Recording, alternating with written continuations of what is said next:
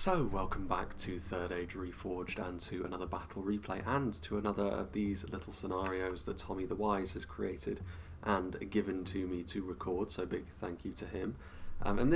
He has made a habit of making these scenarios rather violent and fast, which I think is probably a good thing in comparison to many of the other scenarios that we do see. It's always good to have a bit of a balance, and none more so than this one, because this is a very quick battle based on the deployment zone you can see. This is of course a recreation of the battle for the Black Gate that we saw in the third movie. You can even see that in comparison to the normal Black Gate map, we do actually have the Great Fortress of Barad-dûr poking out from behind it this time around to get that feeling across as well. The angry red sky overhead also, and you can see that the forces of good arranged in there. It's a bigger circle than it was in the movie, I think it's fair to say. And then all of the orcs around them as well, and reinforcing armies will come in later on to try and bail them out. A combination of Gondor and Rohan once again. It's always nice to see Rohan get a little bit of love in this version of the game, though in all fairness I feel like this version of the game, by the time this battle replay comes out especially, will most certainly be coming to the end of its lifespan, and Rohan will hopefully be a little bit better overall in that version of the game, but still. Here we will still see the version of them that we know from this game, and Gondor may be a little bit more well prepared to deal with a defensive situation like this. A couple of Gondorian armies with one Rohirrim in the middle, and the rest of the armies of course are forces of Mordor. And rather interestingly, even though this is a Mordor themed map of course at the Black Gate, Mordor are very much on the offensive to start with, so we will start with the Mordor armies. I don't know really where one begins and one ends, so we'll simply start right in front of the gate and make our way around in a clockwise fashion. So we have Winter's Might, Moran infantry. Numbers of course are going to be one of the orders of the day here for Mordor. I don't know whether it's going to necessarily be enough considering the tight formation of the de facto defenders today, and obviously there is the small matter as well of the reinforcing armies. In fact, I think the Fortress of Barad-dûr by the looks of things is somewhat accessible, but yeah, we'll get onto that in just a moment. Moran infantry once more. We have the Moran halberdiers, which in all fairness will be one of the more important aspects of Mordor's chances at winning this battle. Rohan of course don't have phalanx units of their own, one of their main weaknesses as a faction, and the Gondorians of course are always going to be somewhat susceptible to armour piercing, even if they do have the capability to meet halberdiers head on and overpower them with superior range and quality. The halberds are still something which can be useful if they match up against the right kind of Gondorian units. We have several units of, well, Moran Guard, and that's Portaleno's army actually, so we'll get onto that towards the end of the Mordor roster. But the Moran Guard, able to keep themselves alive a little bit more easily perhaps than the standard Moran infantry, but they do lack that little bit extra because of the spear malice that affects them. So it's going to be a little bit more difficult for them to really impose themselves on the battle, especially against the Gondorians, which are going to be front and centre of the defence of course. We have Moran archers as well, based on how extremely quick this battle is, and we're going to be making liberal use once more of the half-speed functionality. I don't know how much damage the archers are even going to be able to do before the battle ultimately comes to its natural conclusion, but like we said, just a little bit of extra support, trying to do damage while they can, is going to be important here. We have the Olag High when they move in. To be fair, there isn't really a whole lot of strategy that needs to be thought about in a battle like this as Mordor. You simply move forwards and try and crush the enemy underfoot as quickly as you can, and with overwhelming numbers and initial positioning that they have, of course it is the right thing to do. Though of course fate was not on their side in the events of the story, and we'll see if it happens to change around this time as well. Orc Maulers, already mentioned the benefits of armour piercing, especially against the Gondorians, but Orc Maulers, even with the armour upgrade as you see here, are still going to be a little bit vulnerable, shall we say, to several aspects of the higher end Gondorian and Rohirrim units because of their own defensive frailties. Minas Morgul's chosen. We've seen them recently actually be very, very useful for Mordor, as you would expect. They are the hardy centre to most Mordor advances. They don't necessarily have the best offensive stats for the price of unit that they are, but they are able to take more of a beating than pretty much anything else of Mordor before you get into their very expensive high tier units. We also have the Sauron's Will, which are the aggressive version of the unit on this tier, maybe not quite as impressive in class as the spearmen that are in front of them in my eyes, but they are still a very good unit for dealing armor-piercing damage, which against the right foe, which of course Gondor most certainly are, that's always going to be quite useful. We have some Orc Javelins in here as well, cheap and cheerful. I did notice a cavalry unit over here. There's more morale on infantry, but yes, I thought this was the case. We have the Black Riders, which are a custom scenario unit only, effectively mounted Nazgul, of course, which makes them a very specific kind of unit. They're here, of course, more for the thematics than anything else, but yeah, they're an interesting one. I suppose when massed cavalry becomes something that you can do once more, the Black Riders might actually be really effective in very specific circumstances. As it is, though, they are just Nazgul that do happen to have a notable weakness to anti-cavalry damage, but still, interesting to see how they get on in this battle. Orc Maulers, Spears, Chosen, or Sauron's Will, Orc Javelins. We will just poke our heads in behind over here, and I believe this is meant to represent Samwise and Frodo with the battling Brandybucks and the farmers of Buckland. I don't know how much bearing this is going to have on things. This is, of course, this version of Barad-dûr we have seen before, and it is kind of interesting to see it appended onto the Blackgate map. I think this actually adds quite a lot to the map overall. The Blackgate, as it was in the last few times we've seen it, tends to just be a little bit more of a set piece than anything else. But here we do have the Troll Drummers. Most of the fortress, in all fairness, is not reachable because of the red line, but that's probably for the best. I mean, this is more of a thematic battle than anything else anyway, so there's no point in getting too hung up on what's going on there.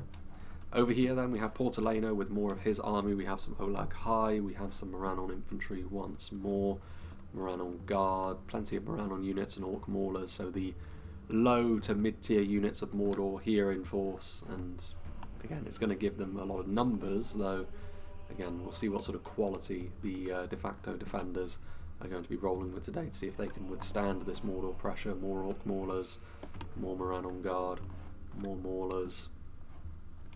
We also have some Morannon infantry over here as we start to transition over into Y2K's army, so yet more Morannon infantry, and with over 200 orcs per unit, this is starting to look like a pretty scary force, even if the quality of it is only here in fits and starts. Morannon Guard once more. We have the Morannon Halberds just in behind them as well. We already mentioned how important they may end up being. Another bodyguard unit here, the Uruk Captains, the first instance of them being on the map, and as far as base stats goes, there are certainly better bodyguard units of this type, but the armour piercing, as we've said several times already, against the right foe can make them very efficient, and the right foe in Gondor does happen to be standing across the field from them, so it's actually good that they are here. Shielded as well. Morannon infantry, more Orc Javelins, more Sauron's Will, so that's more armour-piercing punch along with the Halberdiers, more Morannon Guard, and more Morannon infantry. Forces back here are thinner than that just outside of the gate, but Hidden's army still makes sure that there's going to be no easy way to get away from this complete 360 surround that Mordor have going on. Morannon infantry once more. We have more Orc Maulers just in behind. Again, the Minas Morgul Chosen, which is going to make for a more effective barricade, and then extra damage from those Sauron's Will with their big serrated axes. Again, Morannon archers, so going to be a little bit more in terms of range damage coming their way. Morannon infantry. We've got some Morannon Guard at the back as well, so lots of the rank and file. We do have a unit of Blackguard of Barad-dûr as well. Under normal circumstances, this is one of the best tools in the Mordor roster, though in this situation, given the fact that the defenders are very much sort of backs to the wall kind of already, I don't know how useful the Blackguard are going to be. Disrupting outer formations could still be useful, but I feel like they need to use them right from the off. Considering the kind of battle that it is, they're going to be effectively forced to use it right from the off. So yes, Uruk Captains in behind, Morannon Guard as well, more Morannon archers, halberds, infantry, plenty of the Morannon Halberds Guard infantry, and the Orc Maulers once more, Sauron's Will, and then we also have some more Minas Morgul Chosen, so plenty of Mordor units on display with the Orc Maulers as we finally start making our way around to the other side once more. Y2K with yet more Morannon infantry, more Morannon Guard, more Morannon Halberds. That word is beginning to lose all meaning for me at this point. Sauron's Will, Orc Javelins, Morannon infantry. We've also got some Uruk Captains and several units over here as well with Halberds, Guard and infantry, and finally on this little hill over here the rest of Portaleno's army with Morannon infantry, Olag High, and then some more Moranons and Orc Maulers on the hillside as well. Some archers as well on the slightly raised terrain, but again, range is never going to be an issue. There is no escape after all for the defenders. Before we get into the main body of the army, we do have the Great Eagles over here, Seraphim, playing as the Hobbit folk, of course. Effectively, it is a 4v4 as a result of the Hobbits' presence on the field. The 2 Hobbit units in behind the gate, and then also the 3 units of Great Eagles around the outside as well. So it is basically a 4v4, but we'll call it a 3.5v4 and be generous here. We have 2 times playing as one of the Gondorians, facing away from the Black Gate as the rear guard, fully upgraded Gondor spearmen. So of course the heavy armour of the Gondorians, we've already noted the potential weakness on the reliance that Gondor have on it, but it still makes their rank and file units very, very efficient when they can deploy them all in force like this. More Gondor infantry as well, they're going to be a little bit better at fighting tooth and nail with a lot of the regular units. I honestly wouldn't put them that far ahead though of the Moranon infantry in terms of overall effectiveness. The extra 40 orcs that are in that Moranon infantry unit can make a big difference. Against stuff like the Moranon spears, yes, the Gondor infantry will be more effective, but I do feel like the next patch will make units like this a little bit more efficient, generally speaking, because they are rather unremarkable at the moment. They're not supposed to be too effective after all, but still.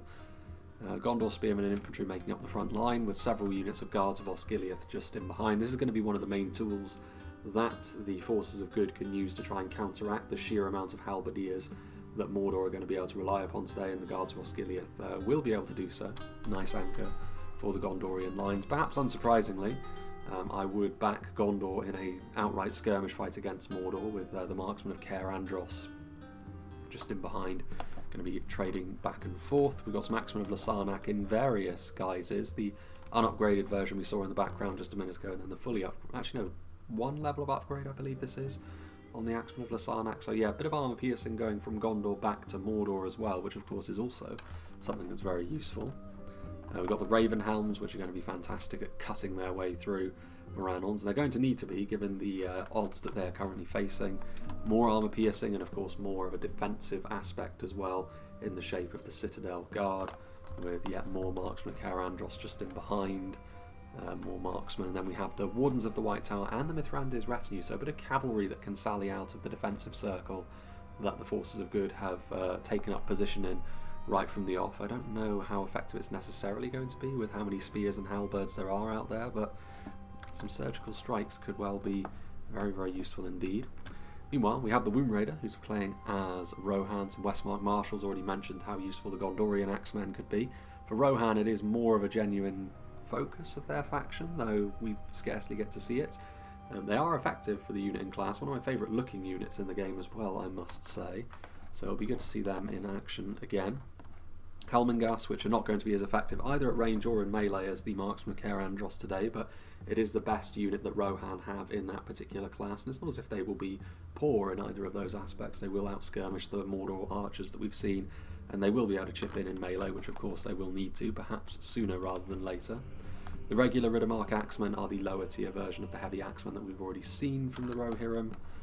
We have a couple of units of Westmark infantry, which actually in many ways can outperform the equivalent Gondor infantry that we've already seen, though they are a higher tier version. It's all kind of intended for them to be higher tier, and then here the Eastmark axemen are the lower tiers. The axes will allow them to do a little bit more damage, but ultimately they are going to be a bit of a weak link potentially in the defending forces, which is kind of part and parcel for how Rohan do their business in this patch, unfortunately. A couple of units of Eastmark Spearmen, we've got some Helm's Hammers as well, with the extreme amount of armour piercing damage they can deal, which we've already mentioned how potentially useful that could be. Shield Maidens, for me, the best unit Rohan have in this version of the game, very, very damaging, and helps make up for some of their weaknesses in close melee, especially when it comes to dealing with those pesky phalanx units. More Riddermark Axemen, Eastmarks, and Westmarks. And finally, last but not least, Tommy the Wise, the player who made this scenario and gave it to me, so big thank you to him, playing as the other Gondorian force. I imagine it's going to be kind of similar here, with some Gondor spearmen on the front, interspersed with Gondor infantry. More of a severe force coming his way right from the off, so he's going to need to be ready for that, especially considering the Eagles are going to probably try and reinforce the back end of this circle first, before moving forward for him, so going to be interesting to see how he gets on The anchoring units that he's got though are Fountain Guard, which maybe it's a little bit more questionable in terms of range, but certainly in terms of damage dealing capabilities, Mordor are not going to enjoy the fact they're going to have to go through Fountain Guard rather than Guards of Osgiliath. A couple more units of armour-piercing Axemen of Lasarnak. We've got some more Raven Helms as well, already mentioned the benefits of them. Interesting as well that he's got Veterans of Osgiliath rather than Marksmen of Caer Andros. I think in terms of ranged damage dealing capabilities they're very similar. In melee terms the Veterans are tankier, though the Marksmen should be capable of dealing more damage, so interesting trade-off that, though the Veterans, I think you would probably take them overall, especially with the locked morale. We have some more Citadel Guard and then some Nimlothian Honour Guard here, but not the main force. I mean, I think that is actually where the general is, but of course the representation of Aragorn going to be the vanguard of King Elisar, with King Elisar himself going to be charging forth towards the Black Gate, I'm sure, but no need for a grace period here with a fight that's less than 10,000 frames overall, already into the final phases of it indeed. But without further ado, let's get this show on the road. I feel like even as we move at what is going to be mostly slow motion, this battle is actually going to be fairly quick indeed based on the very low amount of frames there are. So there really is only one thing that Mordor can do here, of course, which is to try and collapse in on this defensive position as quickly as possible, though I do think I would actually back the forces of good to be victorious here, purely because of how devastating the Great Eagles can be, and the fact that there are going to be, surely, some aspects of the Mordor defence where they can bank up units of anti-cavalry, which is what the Great Eagles technically are, to defend the rear of their lines. They're going to need everything to try and crack through the quality that the forces of good actually do have. There is of course the small matter of the two Hobbit units moving in here to Barad-dûr itself, though this is something of a footnote in proceedings, as most of the first ranks of units start to move forward. I mean, the Morannon halberds will be useful on the front line, as was said, but there are enough polearm units from the Gondorians that it's not going to be the be-all and end-all, you would suggest. Veterans of Osgiliath not actually firing as it stands, still biding their time a little bit more. More units also being committed to the front.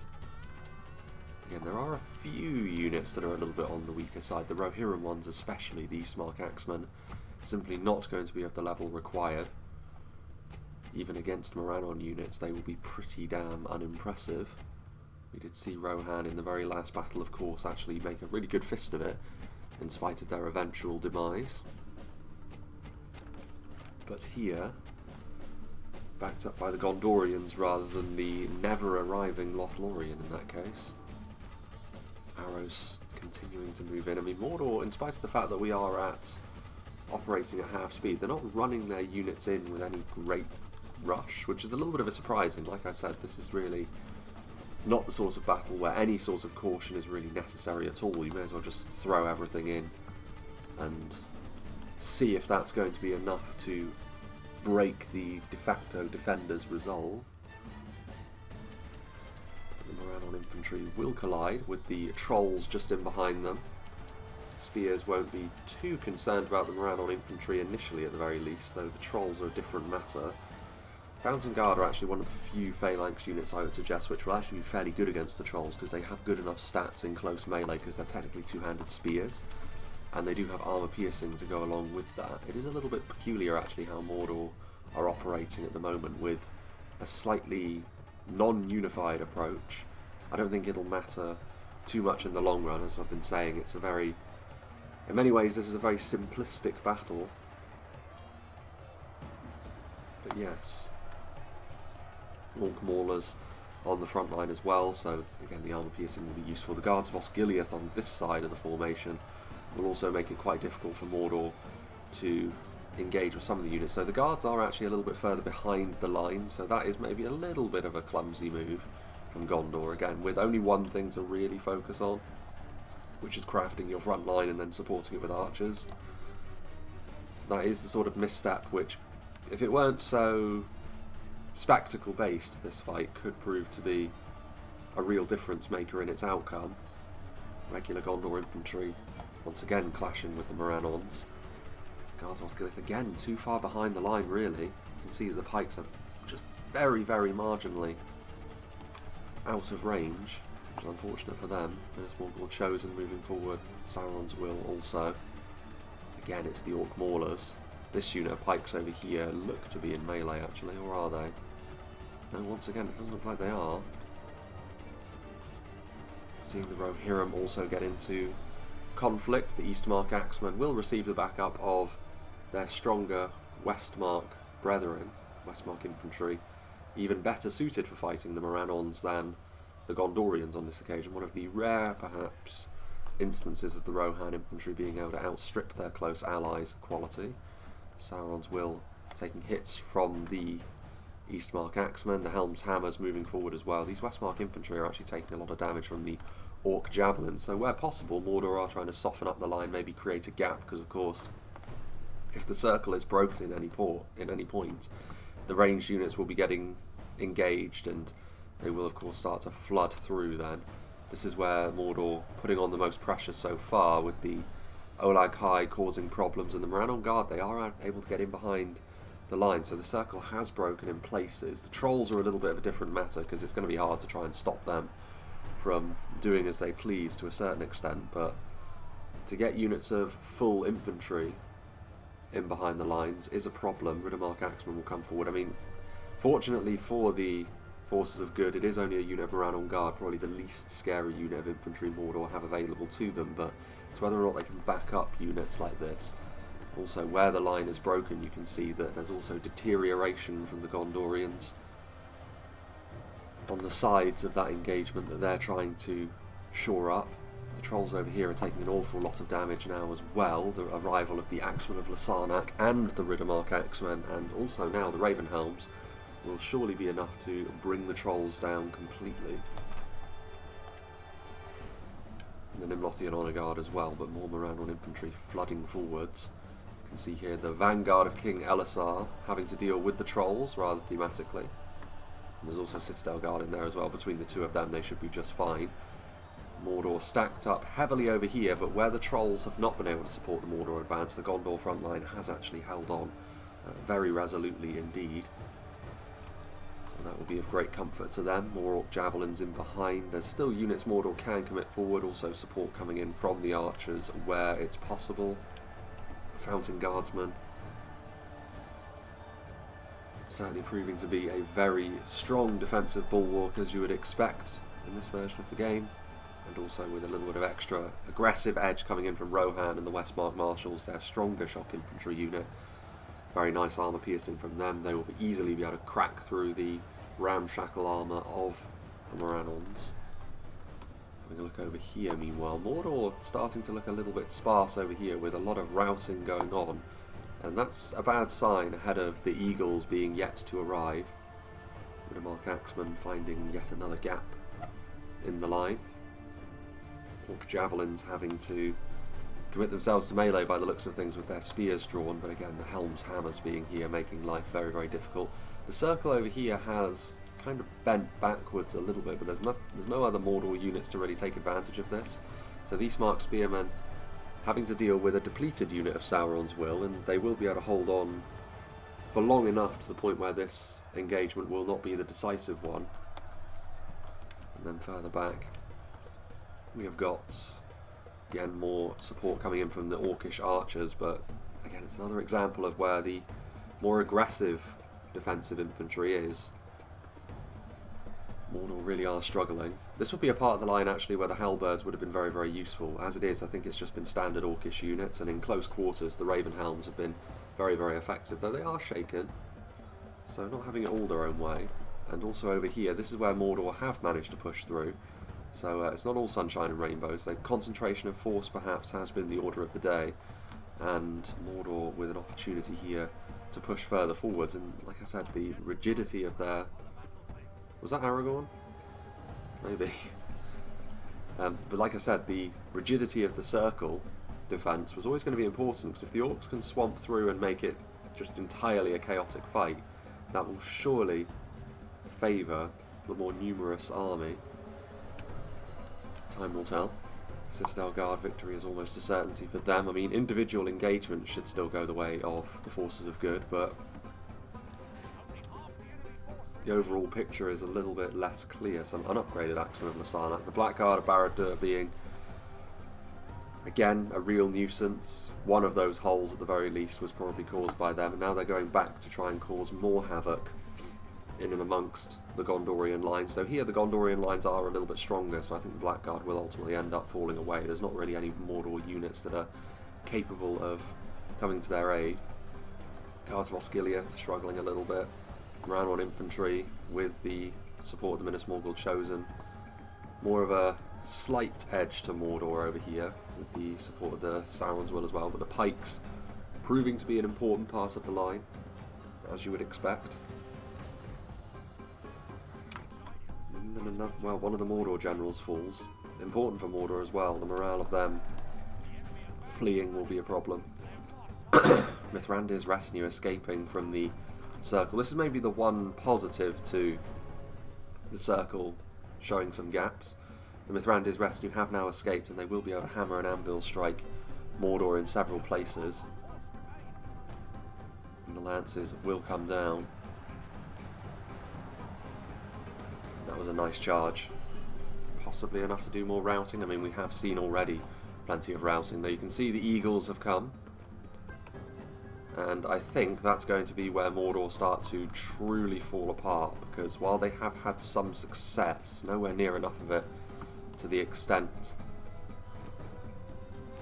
that it would make a massive difference in the battle, and there are several units of these Eagles as well, let's not forget. And I mean, with the Mithrandir's retinue already charging into Mordor in places, it's already going to be difficult. Some of the Gondorians though still struggling. The concentration of force, especially from Hidden and Y2K, has had a good effect from their perspective. Is it going to be enough? Westmark infantry seem to have returned from routing, actually, having already left the confines of the circle. Eastmark spearmen have slowly but surely started to lose ground to Sauron's will, but as was expected, it's more of an incidental engagement, that one. Shield Maidens moving across now to maybe try and change things up. The Eastmark spearmen against the Orc javelins, 2 units of very low quality. Just in time. The Great Eagles did charge in over here, looks like a decent amount of damage as well. And then over here you can see, are they actually charging into those units in front of them? Because you have to actively charge. They do not have a melee attack at all. So you need to... They're a very specific kind of unit, this. Rohan on guard. I mean, technically, counting as cavalry, the halberds and the spears of the Mordor army will be the thing they want to use to deal with the Great Eagles, but a charge in the rear to either of those 2 units is still going to wipe most of a single unit out. So that is worth bearing in mind. Defeat seems certain for the Morannon infantry.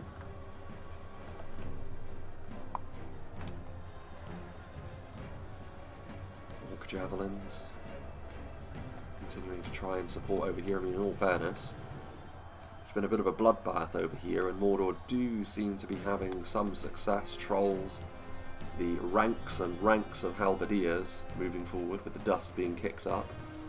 Still a few of the Rohirrim left alive, however. The Westmark Marshals alongside the Fountain Guard.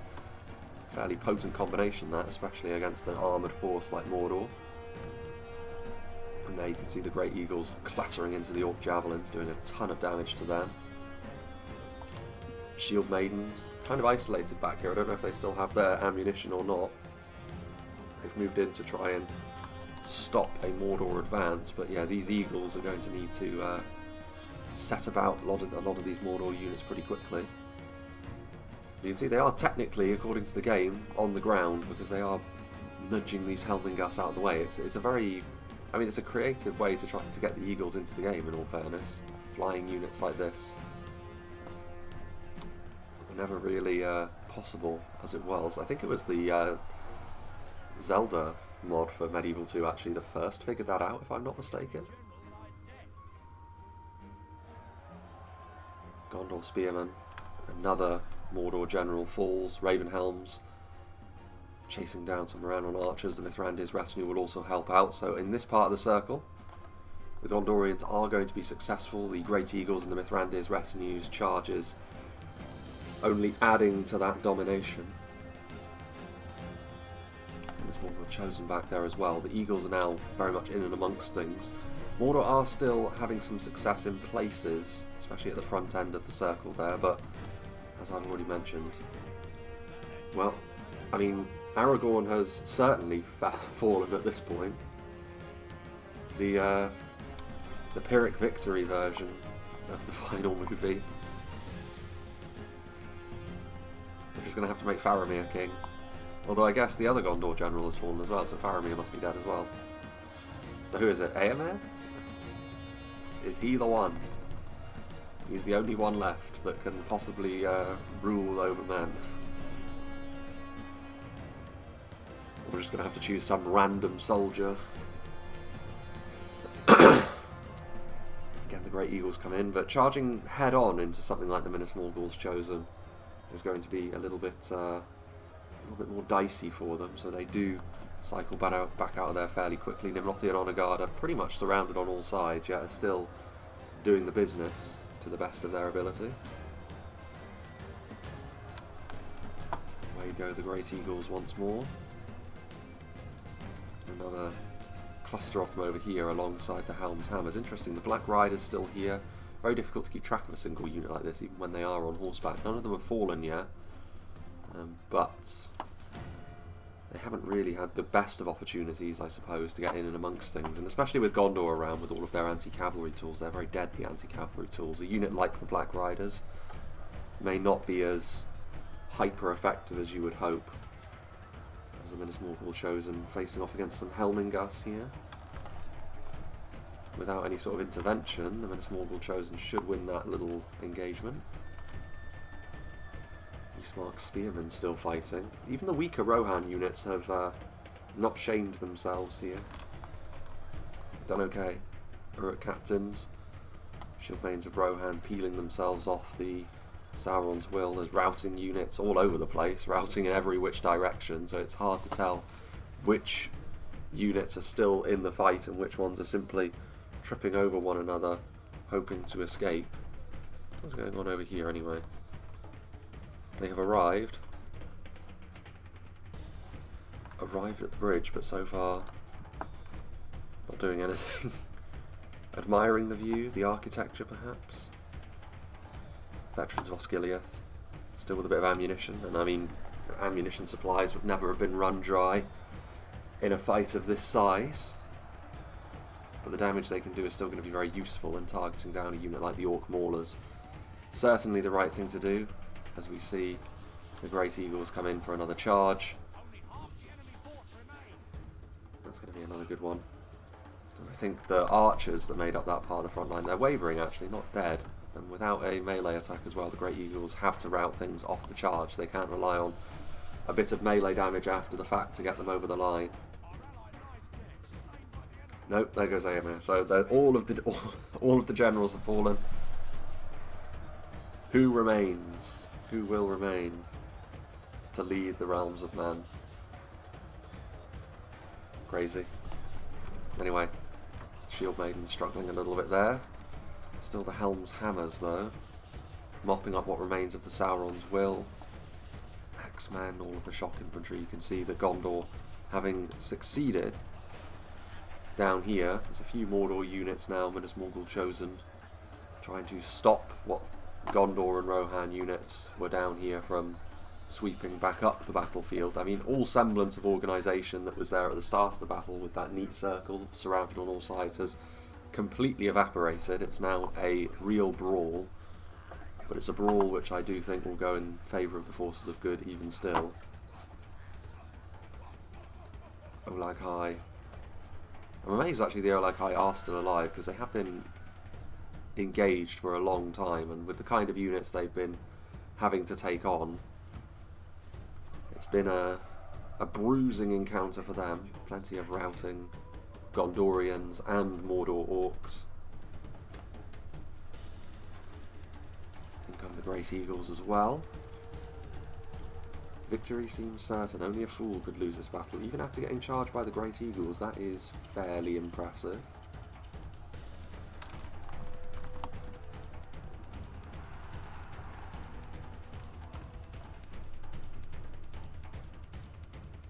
Rannon's routing, that's what you need to be seeing from the Great Eagles.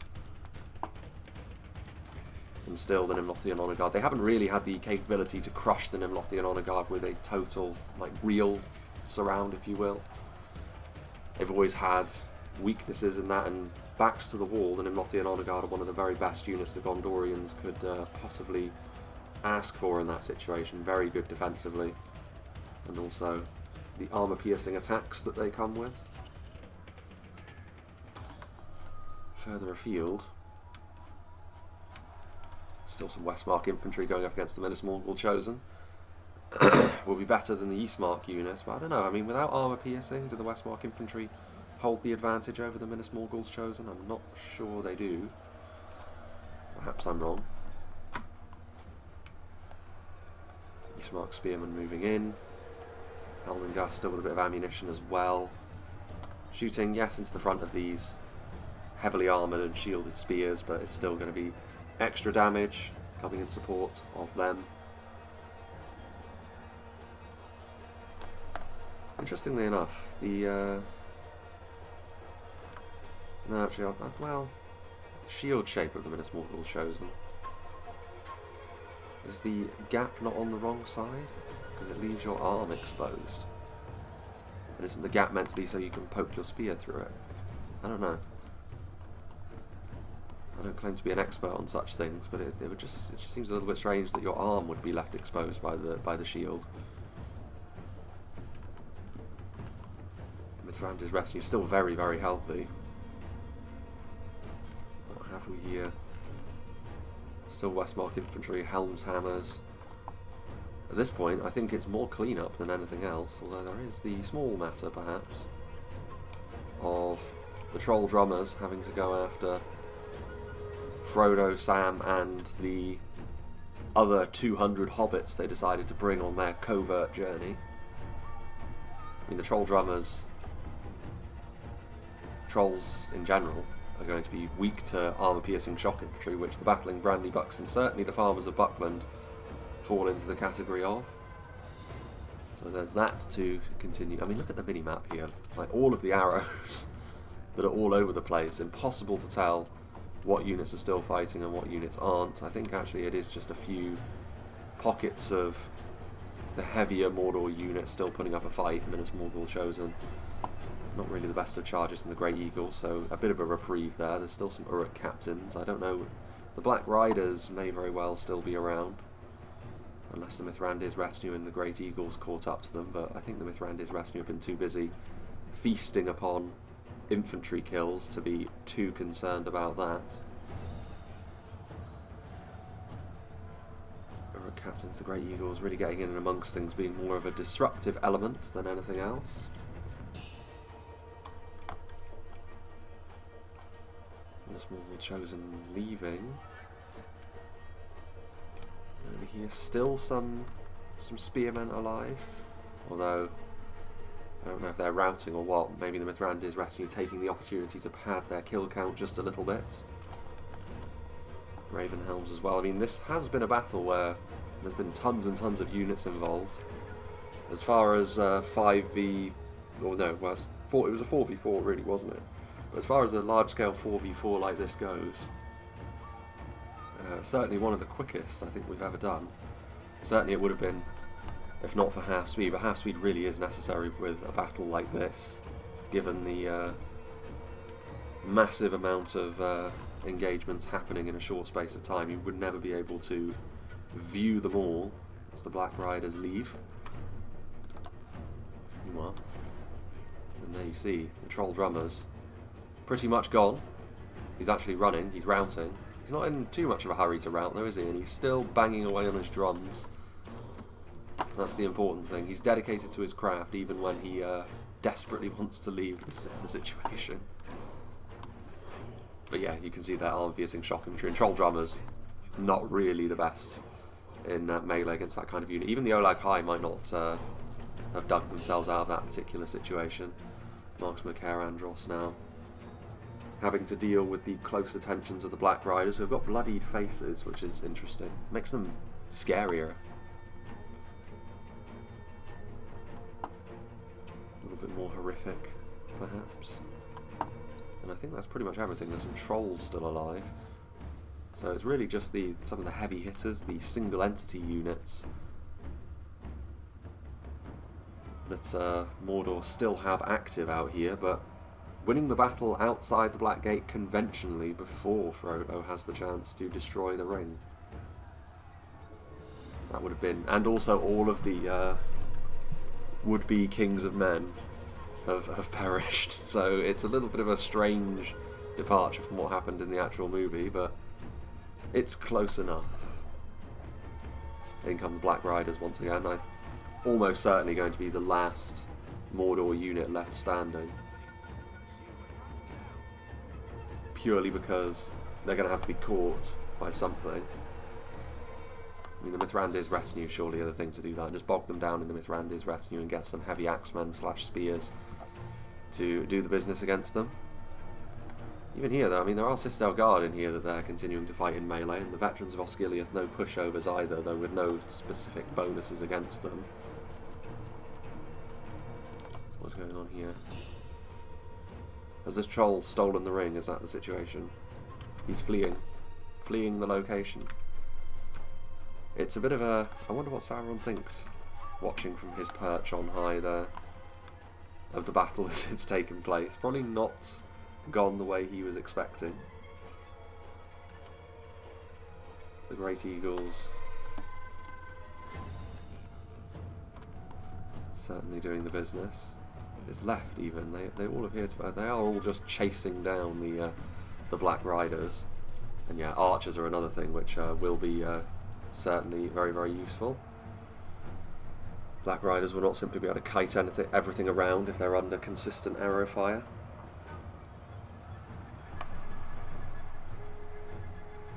Well, there are some spears over there as well. Thought that was the Black Riders for a second then. I was like, surely not. They can't rout. Locked morale as they are. Decent amount of units left this. And another nice charge. Slightly odd animations as you would expect, given the rather bodged way in which flying units have to be implemented in Medieval 2. Instantly able to rout those units though, as you would expect. Unfortunately, I don't think we're going to be able to see what kills the Great Eagles got, because we're viewing the battle from a Gondorian perspective, but still, I'm sure that they performed adequately for their purpose. And it is now really just the Black Riders. Oh no, there are some Uruk captains still alive as well, so there is that as well. Marksman Carandros trying to shoot, I think, at the Black Riders, but I do wonder if the Black Riders should not just be added to the Mordor lineup. I mean, they're a kind of weird unit, very similar to the Nazgul in the sense that, yes, they are really, really strong individually, but I don't think they would be, well, I guess based on the lower numbers of cavalry that melee cavalry units would include, I guess they would be very, very strong at what they do, but maybe if you just made them really expensive as a result of that, because it would make them a really big risk. But perhaps it is their fate to simply remain one of those specialty units which we only see in custom battles such as this. Oh look, there's Sam, riding on his Great Eagle. I didn't even notice that. They're back. Fresh from dropping the ring into the volcano, they decided to simply get on the Great Eagles and start wielding some swords. Having a bit of fun before heading back to the Shire rather than just passing out on the slopes of Mount Doom.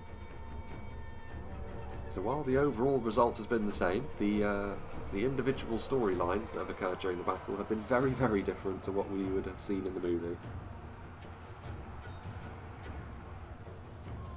And the Eagles once again clustered around the Black Riders. This is surely the end now. Penned in as they are, with Fountain Guard and Nimlothian Honour Guard poking away at them. The Great Eagles don't even need to attack necessarily here, they just need to block them in. You can see based on the minimap as well that the Troll Drummers have finally been defeated behind the gate. Is that not everything? No, actually, so the Black Riders in the end were not actually the last ones left. It is going to be the Uruk captains, of all things, The Mordor general, fighting as he is, managing to get one last kill before his inevitable demise.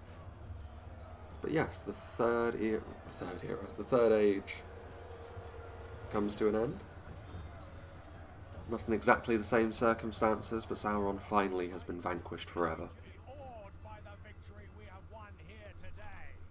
And there we have it. A chaotic, short but large-scale battle this. Nice as well to see the Black Gate with Barad-dûr so imposingly behind it. Of course, in reality, Barad-dûr is not that close to the Black Gate, but it's still neat thematically to see the tower with the eye upon it in behind. So yeah, big thank you to Tommy for making this battle replay and once again sharing it. He's been certainly a big supporter of the channel with battle replays like this over the course of, well, pretty much the entirety so far of 2023. Let's see what did the damage of, well, for the Gondorian units. So Spearmen and Infantry, you know, relatively run-of-the-mill as you would expect, though Fountain Guard doing exceptionally well. It goes to show how good they are when this situation is necessary, when they're being attacked and when big damage is needed. The Fountain Guard are always going to be very, very effective against forces like Mordor. Any of the Orcish armies are not going to enjoy facing off against the Fountain Guard at all. Nearly 600 kills on one of them, which for a battle this quick as well, you have to think about how fast the rate of kills must have been on even the unit that got 359 kills. Very, very impressive. Nimlothian Honor Guard, very similar actually. There are less of them, so the rate of kills were going to be lower, but of course individually they are in fact stronger. The rest of the army doing okay. Vanguard of King Elisar, we only saw them briefly, and ultimately Aragorn did fall during the course of the battle, so there is that. Apparently we're in the Shire. I find that hard to believe. The Shire looks very different to how I remember it. Having a look here, Warns of the White Tower doing okay, I suppose. Mithrandir's retinue, 381 kills, is a very good return. And of course the morale damage isn't factored in there, and cavalry is always something that's going to be able to do that. Guards of Osgiliath doing quite nicely. Gondor Spearmen breaking 200 kills, so less impressive this army perhaps than the other one, but yeah, still good all around. Of course, Captain Gandalf maybe getting the least amount of kills, but you have to remember that all 1,800 of those pretty much would have been from the Great Eagles. I think only 8 or 9 would have been from the Troll Drummers in behind the Black Gate at the base of Barad-dûr's citadel. So good amount of kills there, you would have to say. Individually speaking, if you divide that by 4, you're going to be getting in and amongst the higher rate of kills as well, give or take, that the Gondorian units we just saw got. And yeah, even the Mordor armies didn't really get low kill counts considering the position they operated initially. But yes, that's pretty much as close a reenactment to the movie situation where they're completely surrounded in front of Barad-dûr with the tower and behind the gate, watching the battle as it happens. That's pretty much the closest representation you're going to get to that, I think. So big thank you to Tommy for that. It's been a while since we've seen the Black Gate in action as well, and actually this version of the Black Gate you could actually pass through it, which is a little bit of a weird situation. I know that the Black Gate as a map is going to be kind of difficult to make work if it's just one single choke point, but it is still kind of a strange situation that it's not the sort of thing you can pass through on the regular version of this map, but either way. It is what it is. Big thank you to Tommy once again, and big thank you to all of the players that were a part of this battle replay as well. Tommy does actually have another battle that he has sent me. This one, not actually a custom scenario, it's just a custom map that he has made. Apparently it's the first just custom map he has made rather than map that he's edited slightly for a scenario. So that should be quite good. It's another good versus evil with elves and men on the defence from a host of orcs and hillmen, so that will be coming up soon as well. I also have an 8-way free-for-all. It's been a little while since we've seen one of the 8-way free-for-alls that was given to me by the Womb Raider. So that will also be coming up. So those are the next 2 battle replays I'll be recording for Reforged. I've also been given a few Silmarillion battle replays, though, as I mentioned in the last battle, I think I will be recording one of those, and it will have, one of them at the very least will have already been released, I think, just because it's been a while since we've seen Silmarillion, so it makes sense to bump it forward a little bit in the list. But yeah, I think that will be what will be happening. And other than that, I think by the time this replay comes out, we will be getting more into April, so further into April at the very least. So by this point, I would really hope that we will be really starting to see the new patch on the horizon, or at least, you know, getting closer, like pulling up to it almost. And yeah, hopefully that will be the sort of thing that I can then start planning to add into the schedule of content as well, sort of doing faction overviews and sort of just a complete overview of the new patch as it comes out. Much needed for Reforged, as I keep saying every time it comes up pretty much. It will breathe much needed new life into the submod. As for the channel as a whole, I've already mentioned, I think that there may be a need to do another channel update, or to do something in terms of, you know, information at some point, because it's a situation that it seems to be ever sort of, the can seems to be getting kicked down the road an awful lot, which is not the best situation for me in terms of what I'm going to be doing in terms of my actual life, rather than just with regards to the channel. But the likelihood that it has an impact on the channel is fairly limited, I suppose. If it does, then it will just be the case of for the occasional week or two throughout the course of the year, maybe it's one video a week rather than two, but even then I kind of doubt it. I feel as though, you know, for all of my rambling at the end of these videos about how I need to be doing like channel updates and so on and so forth, in actuality, the effect that it's likely to have on the channel, you probably wouldn't even notice unless I was pointed out. So even so, it's still the sort of thing which maybe at some point throughout 2023 will come up, and if it does, then hopefully I will actually be able to do a real live stream channel update for once to actually get the points across. But yes, we shall see. We shall see. A live stream is also what I kind of want to do when the new patch actually releases at some point. But again, timing is going to be key there, because it may not be possible if I'm away for work or something like that. Anyway, enough of my rambling. Big thank you to Tommy once again for being such a big supporter of the channel going through this year so far. Big thanks to all the players as well for making this battle replay possible. I hope you enjoyed this, and I hope you'll join me for whatever is next.